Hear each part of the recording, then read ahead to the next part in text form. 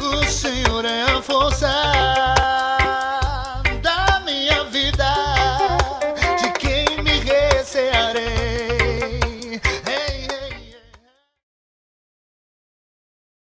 Quando nós olhamos para esse texto, irmãos, nós vamos ver aqui uma discussão entre uma mulher que tinha toda uma carga religiosa, que tinha todo um conhecimento religioso, e com Jesus, o Santo, o Eterno, o Todo-Poderoso.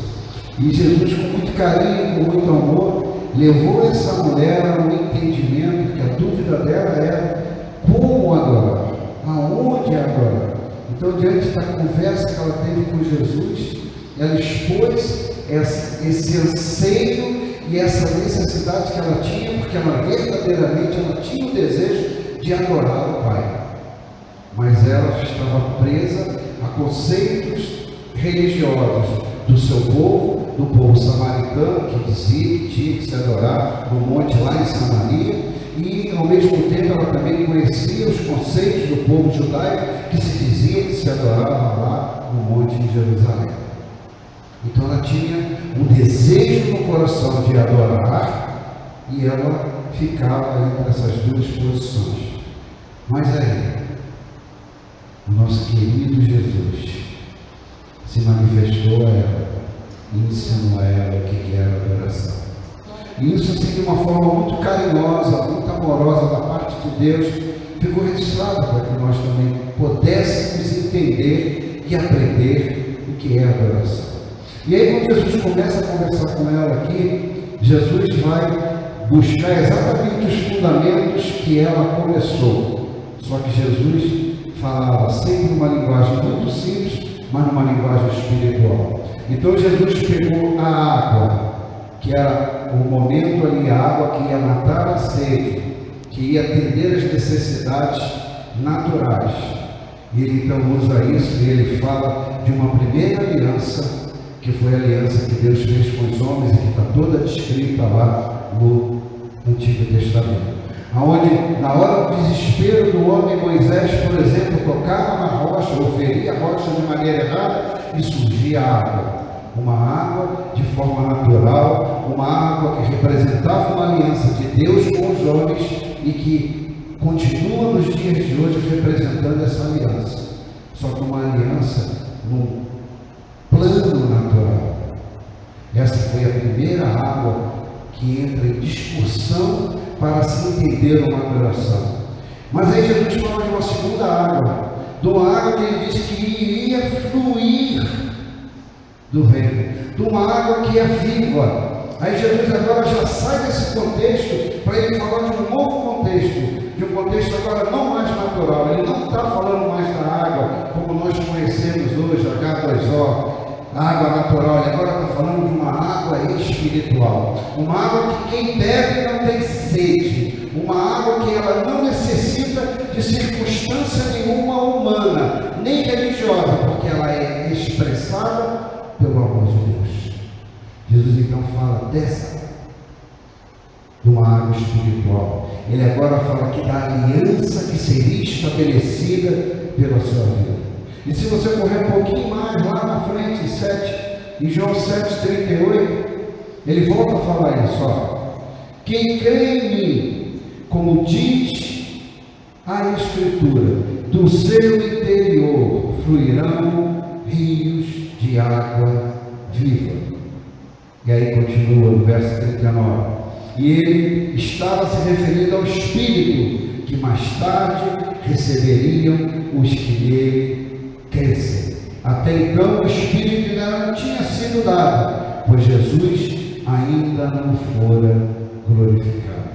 Então Jesus aqui, diante de um contexto onde ele iria ser chamado a se explicar sobre as questões religiosas, sobre os fundamentos que já existem, e com todo o carinho e com todo o amor, ele respeitou, como ele respeitou e disse que não veio para acabar com aquilo que estava estabelecido, mas sim para trazer entendimento sobre aquilo que estava estabelecido. Ele falou da água, entendeu a importância dela, mas ele falou, mas vai existir uma nova aliança. uma aliança espiritual. Vai surgir uma nova água, uma água que vai saciar a sede. É a água que nós estamos experimentando hoje. É a presença do Espírito Santo que foi derramada, a promessa lá, desde quando Deus instituiu os fundamentos de todas as coisas, quando Ele fala de uma forma mais categórica, através do profeta Joel, que diz que sobre toda a carne derramaria do seu Espírito. Jesus aqui, então, Ele começa a reconstruir isso, ou melhor dizendo, a estabelecer sobre esses fundamentos o que iria acontecer. Ele estabelece aqui e começa a dizer que seria uma nova aliança. Não agora aquela que dependeria do homem tocar na rocha e sair a água e matar a sede, uma coisa natural, mas algo que seria muito mais profundo e que não serviria somente para essa vida, porque nos levaria à vida eterna. E aí, então, depois de ele falar isso, a mulher ficou meio que assim, ele tem todo um discurso com ela, e ele então revela aquilo que estava sobre a vida dela, que ela tinha marido, não tinha, e não sei o quê. Aí ele chega onde eu quero chegar com vocês. Verso de número 23, quem está com a Bíblia aberta, coloca na sua Bíblia e seus olhos.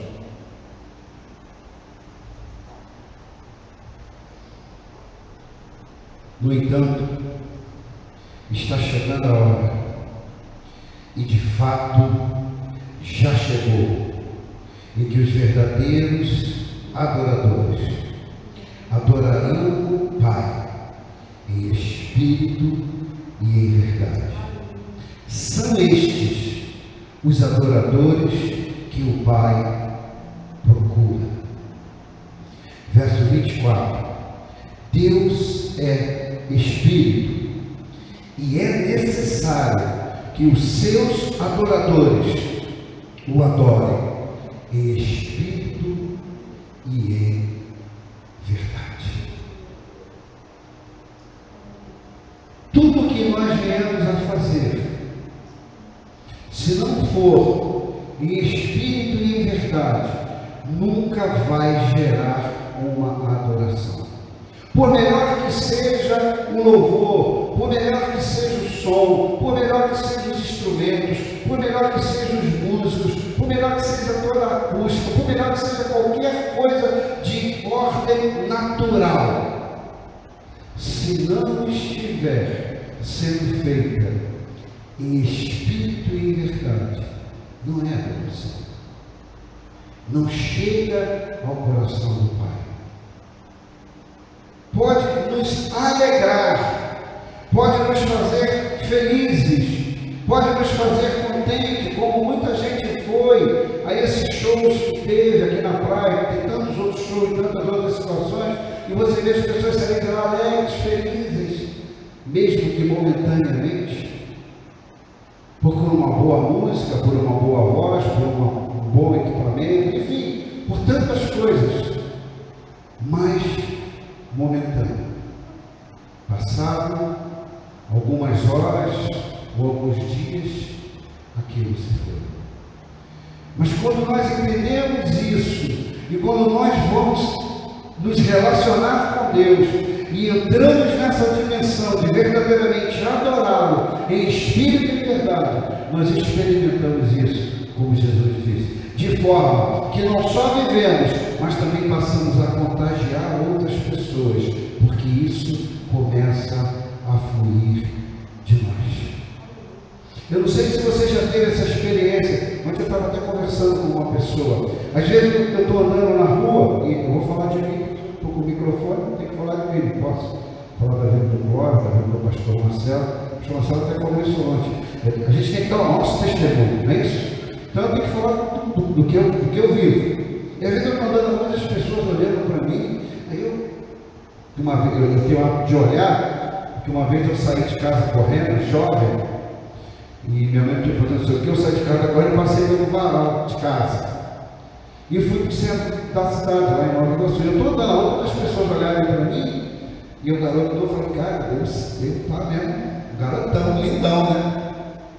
Gente, quando eu olhei para lá que eu estava com uma cueca. Se lembra, pessoal mais antigo, aquelas cuequinhas saco de batata, aquelas normas de potinho.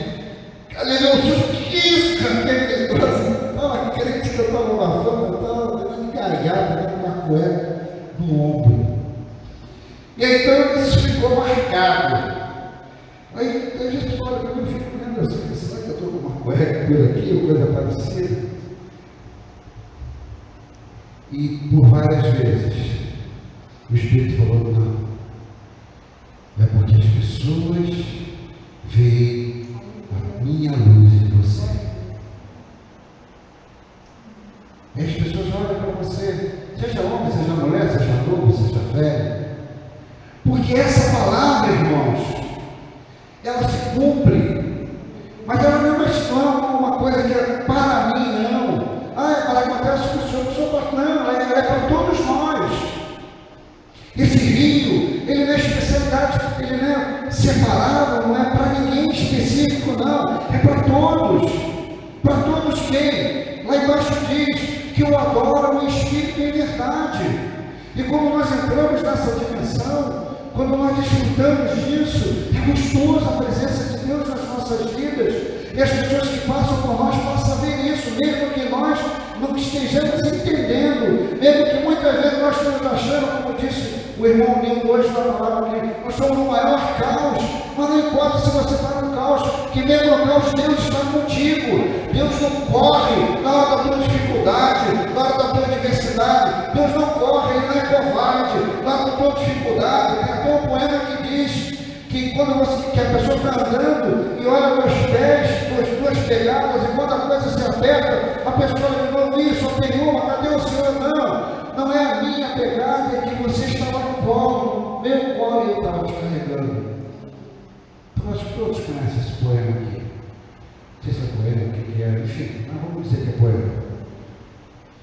Então, na hora da dificuldade, se você o adora em espírito e verdade, se você tem uma vida buscando isso, Ele vai estar sempre com você. A graça dele vai fluir da sua vida. Esse rio vai fluir da sua vida. Moisés precisou ficar tocando na rocha. Aqui não. Jesus disse que, se você entrar nessa dimensão, esse rio ele passa a fluir e nunca mais terá sede. Sabe o que quer dizer? Que essa fonte ela não se esgota, ela não se acaba. Então nós temos que descobrir onde é essa fonte e mergulharmos dela e passarmos a ser parte dela, para que flua de nós também essa vida, esse amor. Mas para isso, nós precisamos adorá-lo em espírito e em verdade. Temos uma promessa. Não tive condição de conversar com o pastor Marcelo. O pastor Marcelo está falando sobre uma palavra que Deus deu a mesma palavra com o outro sentido para mim também. O mesmo foco. Só que ele como pessoa com entendimento dele, eu sou como pessoa com entendimento, mas o cerne da palavra é um só. E nós vamos desfrutar do melhor de Deus. Mas vai ser um ano em que Deus exalta, mas Deus só exalta os que se humilham diante dele. E se não adorar em espírito e verdade, não tem humilhação. Não há outra forma de estar humilhado que não seja adorando em espírito e verdade. Quando você adora de outra forma, você está adorando na sua potencialidade, na sua capacidade, e não na capacidade que é dada pelo Senhor. Então se prepare para desfrutar o melhor de Deus. Meu Deus. Mas Deus não se brinca.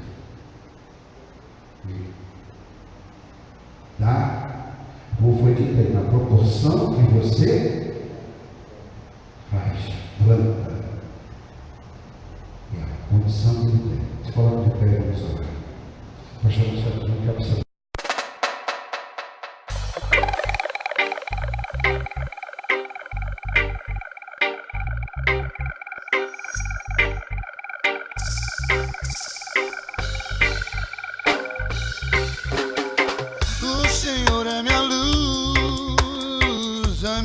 salvação, a quem temerei.